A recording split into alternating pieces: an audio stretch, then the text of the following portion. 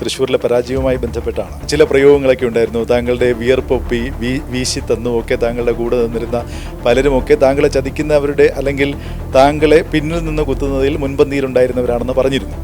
അപ്പോൾ ഒരു തിരഞ്ഞെടുപ്പിൽ ഒരു പ്രധാനപ്പെട്ട നേതാവിനെ പരാജയപ്പെടുത്താൻ ശ്രമിച്ചവരെയൊക്കെ വീണ്ടും പരിഗണിക്കുന്ന ഒരു ഘട്ടം വരികയാണെങ്കിൽ അത് ആശ്വാസ്യമായൊരു പ്രവണതയാണ്. അല്ല, ഞാൻ അതിനെക്കുറിച്ച് കമൻറ്റ് പറയുന്നില്ല. കാരണം എല്ലാ കാര്യങ്ങളും തീരുമാനിക്കേണ്ട പാർട്ടിയാണ്. പക്ഷേ ജനത്തിനെല്ലാം അറിയാം ആരൊക്കെ ചെയ്തു, ആരൊക്കെ എന്തൊക്കെ പ്രവൃത്തി ചെയ്തു എന്ന് നന്നായിട്ട് അസസ് ചെയ്യുന്നവരാണ് ജനങ്ങൾ. മണലൂരിൽ പ്രധാനപ്പെട്ട വാർത്ത, ടി.എൻ. പ്രതാപൻ പരാജയപ്പെട്ടിരിക്കുന്നു, സി രവീന്ദ്രനാഥ് വിജയിച്ചിരിക്കുന്നു.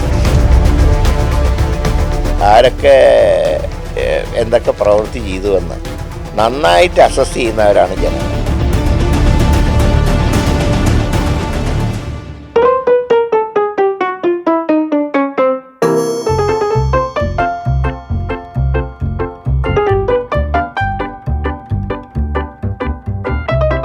പക്ഷെ ജനത്തിനെല്ലാം അറിയാം